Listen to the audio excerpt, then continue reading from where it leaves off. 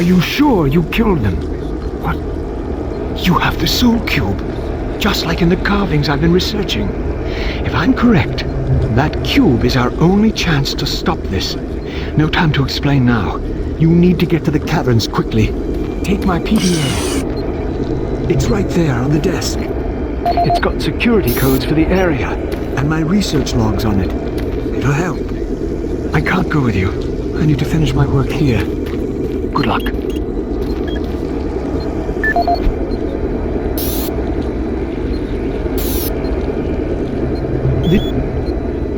This is Dr. Pierce Rogers, lead archaeologist currently stationed on Mars.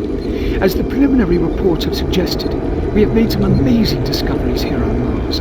Life on Mars has long been theorized, but we never imagined anything like this. The initial chamber was discovered in 2115.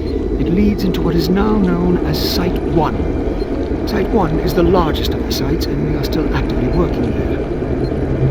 It is made up of a series of chambers and connecting tunnels, all of which are covered in glyphs and symbols. Using the UAC pattern processor, we have finally been able to understand some of the glyphs, and from them, here is what we have learned. The ancient people looked like us, at least to the extent that they were bipedal and were similar in shape and size.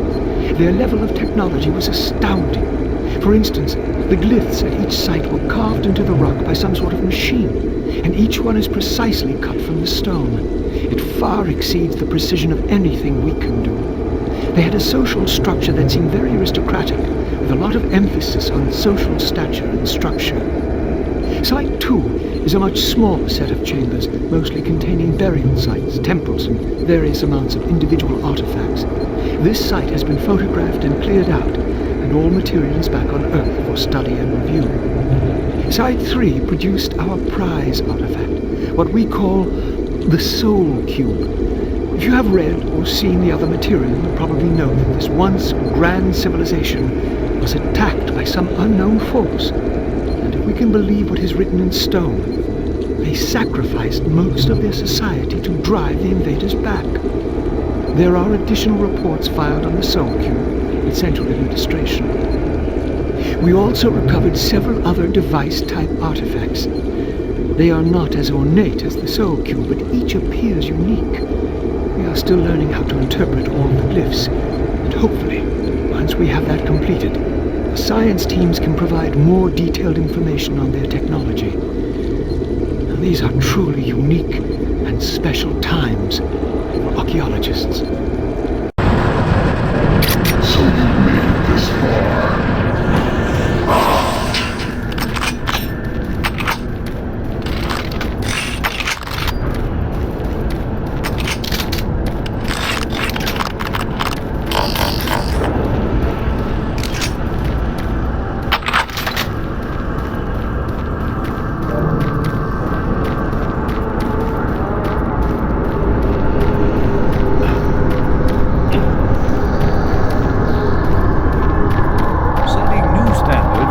Archaeological discovery and analysis, the UAC is proud to showcase the latest findings on 4 unique and fascinating artifacts. These tablets were originally discovered in the dig site under what has become known as Site 3.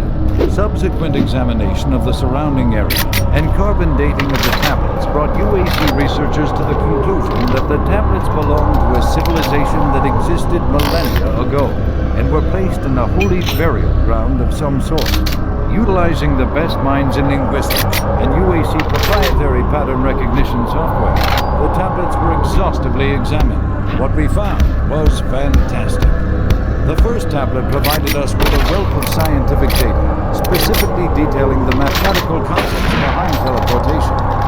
UAC researchers use this information as the cornerstone for building the Delta teleportation devices. The second and third tablets illustrate an epic story, a story of war, and how, faced with impossible odds, the ultimate sacrifice of an entire race to achieve victory.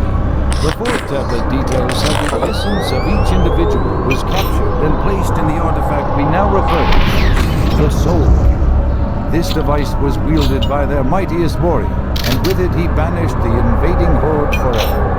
Our researchers are still analyzing a recently found hidden section of the fourth stone and some related fragments. It goes into detail on the invading force and indicates the remaining survivors may have teleported somewhere, where we do not know, although it seems to reference a map we have yet to locate. To date, there remains no evidence of any type of invasion at any of the sites. Our assumption is that time has removed all but what we now see.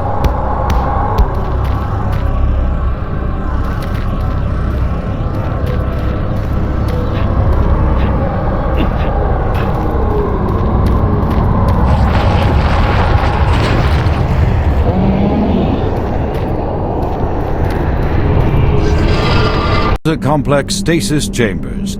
This facility was constructed to house and study the extra-dimensional beings, which were recovered during some of the first teleporter tests originating from Delta Level 3. While little is known about their native environment, the specimens appear to be carbon-based lifeforms with extremely high heat tolerances. The epidermal tissue is extremely resilient to abrasion or incision, which has complicated internal studies. Observational studies have shown incredible strength and agility, as well as the ability for some specimens to manifest and control cohesive plasma masses. The method by which these plasma masses are created is yet unknown. It is believed that the specimens possess a rudimentary intelligence and social structure, as was demonstrated during the first tragic expeditions through the portal. While the cost in human life has been great in acquiring these specimens, we hope to one day complete genomic mapping and begin to answer the many questions we have about these entities. What you see before you is a relic codenamed U1, or simply Soul Cube. It was discovered in 2104, located in a geographic region where UAC researchers have unearthed evidence of a long-lost civilization. We know nothing of this civilization other than they existed, and that they were all wiped out in some type of cataclysmic event, according to what we've been able to decode from stone tablets found throughout the ruins. What clues we have been able to piece together reveal a culturally advanced society whose technology can only be described as mystic, as evidenced by U1's strange characteristics.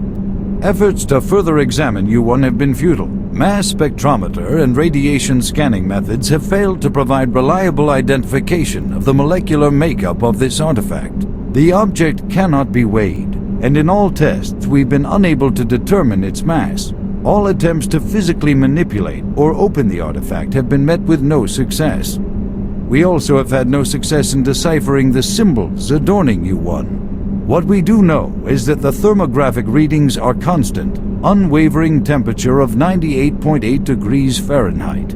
Our research continues, and we hope that with continued investment and research, we can, one day soon, learn to exploit the technologies that make up U1. Setting new standards in both archaeological discovery and analysis, the UAC is proud to showcase the latest findings on 4 unique and fascinating artifacts. These tablets were originally discovered in the dig site under what has become known as Site 3. Subsequent examination of the surrounding area and carbon dating of the tablets brought UAC researchers to the conclusion that the tablets belonged to a civilization that existed millennia ago and were placed in a holy burial ground of some sort. Utilizing the best minds in linguistics and UAC proprietary pattern recognition software, the tablets were exhaustively examined. What we found was fantastic. The first tablet provided us with a wealth of scientific data, specifically detailing the mathematical concepts behind teleportation. UAC researchers use this information as the cornerstone for building the Delta teleportation devices. The second and third tablets illustrate an epic story, a story of war, and how, faced with impossible odds, the ultimate sacrifice of an entire race to achieve victory.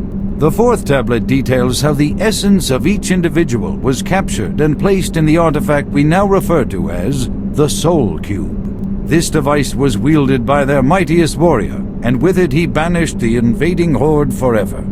Our researchers are still analyzing a recently found hidden section of the fourth stone and some related fragments.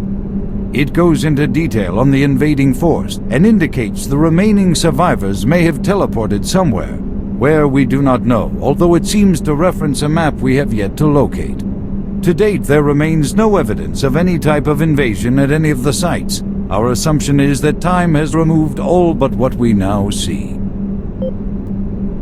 My name is Ian McCormick, and I'm a research specialist stationed on Mars, working for the UAC. My primary job is, or rather was, to assist Dr. Malcolm Betruger in a variety of experiments, though for the past year we've been focusing almost exclusively on teleportation. I don't know if I'll make it out of here alive, so I'm recording this video log to let someone know what happened, and with that knowledge, prevent it from happening again.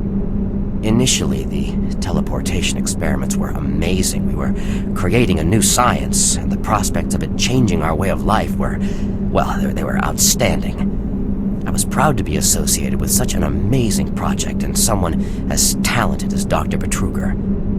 We noticed early on, probably before we had completed maybe a dozen successful tests, that there was a variable delay during the teleportation. The objects are broken down at the quantum level, transported, and then reassembled. Each stage of the process should have been instantaneous, but it wasn't, and we didn't know why. We sent a video drone through and were shocked at the images it sent back. Just a few frames of video right before the drone came back through showed what appeared to be several sets of eyes looking directly at the probe. We had just found a living, breathing creature that was not human. Betruger immediately sent out a request for volunteers. He specifically wanted UAC security force members because he wanted to capture one of these creatures. I've made a lot of mistakes, but I am most ashamed of my involvement during the next phase.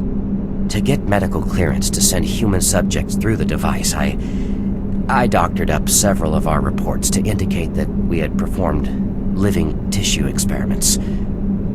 I did not regret it at the time, but a few days later, when our third test subject came back, he was chewing off his own fingers. It seemed he was clinically insane. We started sending teams in, about once every 2 days. The teams were reporting nightmarish experiences and sightings of things that ultimately made us conclude that the other dimension was not just another dimension. It was hell, and the creatures we were bringing back, demons. And then Betruger, he went through the portal himself. I don't know what he was thinking. It was an unscheduled trip, and he just went, and we couldn't stop him. And when he came back, he had changed. He sounded and looked the same, but he just... I don't know, he was just different. And then he did the unthinkable. He took the Soul Cube, the device that was discovered in the ruins, into the portal. The portal stabilizers just started to fail, and then living hell erupted into the base. Oh, we were stupid for not destroying the portals as soon as we realized what was on the other side. Oh God, forgive me. I blame myself for my part in this. Please, someone, never let this happen again. I'm sorry, Ian McCormick.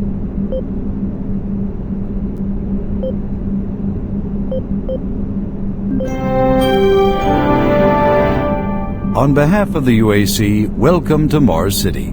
This facility serves as the central hub for all scientific research, archaeological study, and military operations. Goal number 1 at the UAC is the safety and well-being of all employees and guests. To help achieve this goal, we ask you to follow all UAC corporate procedures at all times. This includes restricting your movement to areas for which you have clearance. Always remain alert and aware of what you and others are doing. If you notice anything out of the ordinary, or just have a simple question, find the nearest UAC security guard. They are here to help, no matter how large or small the problem is. Our station on Mars provides a perfect blend of work habitats, recreational facilities, and social support structures. This ensures our goal of providing a true home-away-from-home experience for everyone. Keep this in mind as you help us pursue our groundbreaking research that is destined to transform the daily lives of everyone here and throughout the solar system. If you need more detailed assistance, please see your Human Resources Manager. If you are a guest, you may bring up any issue with your appointed UAC liaison. Thank you, and have a nice day. Welcome to Mars, Marine. This briefing is designed to acquaint you with a few of the standard operating procedures here on the Mars post.